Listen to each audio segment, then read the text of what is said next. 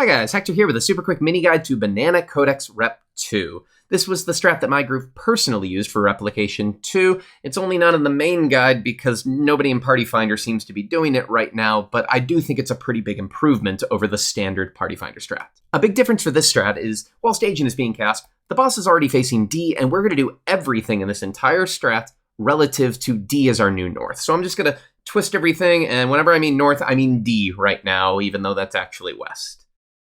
The clones are going to spawn in. Just like before, they're going to tether to players. We go to our clone. They lock in place. Replication happens. The boss clones spawn in. They show their mechanics. And now here's one big difference between the standard strat and Banana Codex. How we load up our clones is a little bit different.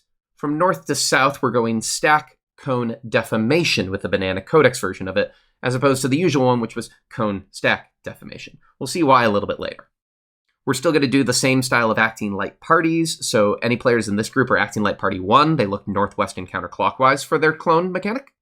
Anybody in these positions are going to look north and clockwise for their clone mechanic. Here we have off tank and H2, both of them want a cone. When the cones spawn in, H2 looks north and clockwise and sees that they want this clone. Off tank looks northwest and counterclockwise and will go to this clone instead.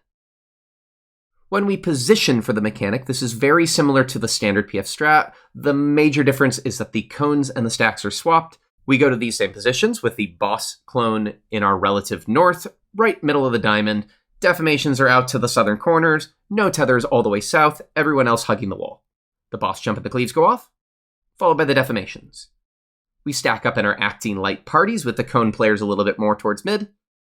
Light parties go off, cones go off, and then we hide behind the boss because there's a snaking kick. Then reenactment plays out, and now this is what reenactment will look like in Banana Codex. Remember, we're facing west, but the clones spawn in at north-south first, so the first things to go off are the conal cleaves. Then we get a stack and a defamation, then a replay of the boss jump, then another stack and a defamation. So now this is how we'll actually carry it out. We get our clone tethers, we think about which mechanic we need, and we think about which light party we're in. The boss clones spawn in. We follow the priority to make sure that we grab the correct version of our mechanic. Once the mechanics are grabbed and locked in for Firefall Splash, we go to the initial positions. Boss jump and cleaves go off. Defamations go off. Stack in our acting light parties. Cones are already near middle. Light parties go off. Wait for cones, then dodge behind. Afterwards, we position for reenactment. It's helpful if the main tank can face the boss north for here. And we go to these positions. Always. These positions here are going to work perfectly for Netherwrath near or Netherwrath far with no adjustments, which means that you have a millennium to be able to get into the perfect positions. The reason this works, for Netherwrath near, our stacks are positioned on the inner hitbox just a little bit south of the east-west arrow.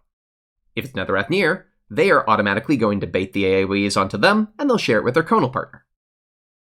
If it's Netherwrath far instead, the cone players are going to bait them by being outside of the hitbox because everyone else is either inside the hitbox or the players at north will stack on the hitbox.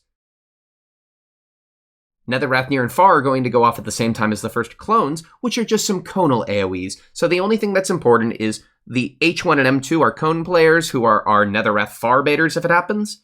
They want to be just a little bit diagonally in towards the middle from their clones. The first AoEs go off. And now, the players who just baited Netherwrath near and far go onto the wall in their cleave positions where they were before. Everyone else goes down to the bottom corner, and they're going to take a stack together. Stack goes off. They now want to make their way across to the other side. Just be careful you don't get clipped by the north clone that's going to be exploding shortly for the boss jump. And then stand still and start the last stack. Really easy to keep your uptime during this. Really easy to position. Makes Netherwrath far and near a non-issue. Overall, something I would strongly recommend to any static doing this fight. Give it a try. See what you think. Let me know. Thank you so much for watching.